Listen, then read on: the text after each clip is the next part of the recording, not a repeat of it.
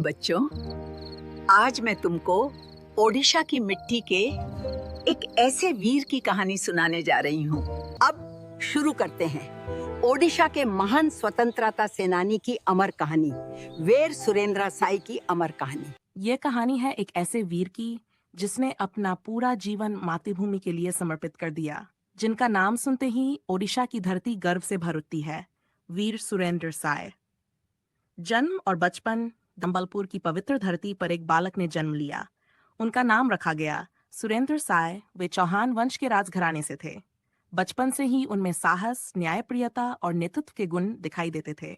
छोटे सुरेंद्र जंगलों में घुड़सवारी करते, तलवार चलाना सीखते और गरीबों की मदद करते।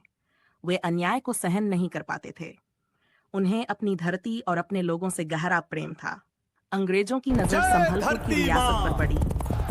जब राजा की मृत्यु हुई तो अंग्रेजों ने चालाकी से राज्य पर कब्जा कर लिया और सुरेंद्र साय के अधिकार को ठुकरा दिया।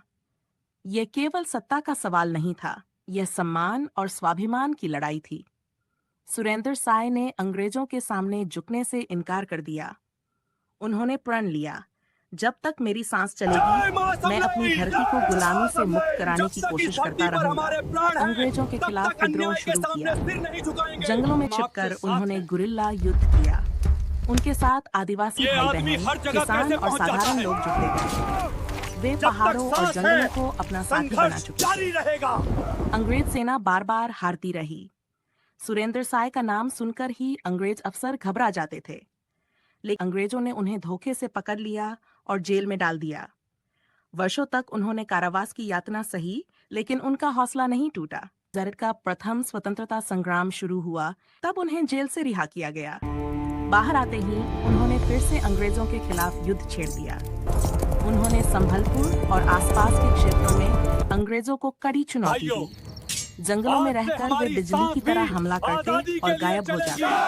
उनकी रणनीति इतनी मजबूत थी कि अंग्रेज वर्षों तक उन्हें पूरी तरह पकड़ नहीं पाए। इतिहास गवाह है, कई बार बाहरी दुश्मन से ज्यादा खतरनाक होता है भीतर का विश्वासघात। कुछ लोगों की गद्दारी के कारण वे फिर से पकड़े गए। इस बार अंग्रेजों ने उन्हें दूर दक्षिण भारत की जेल में भेज दिया। धोखे से जीतने वाले कभी सच्चे विजेता नहीं होते। वहां उन्होंने अपने जीवन के अंतिम 20 वर्ष बिताए। न परिवार, न स्वतंत्रता, केवल संघर्ष की यादें। को उस वीर योद्धा ने अंतिम सांस ली। वे जेल की दीवारों में कैद थे, लेकिन उनका आत्मबल और देशभक्ति आजाद थी। एक राजकुमार जो आराम से जीवन बिता सकता था, उसने जंगलों की धूल, जेल की यातना और संघर्ष का रास्ता चुना। क्यों?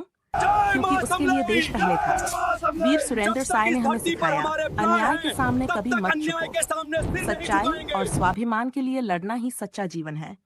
असली वीर वही है जो अपने सुख का त्याग करके दूसरों के लिए जीता है। The sacrifice of Veer Surendra Sai formed the foundation of India's independence.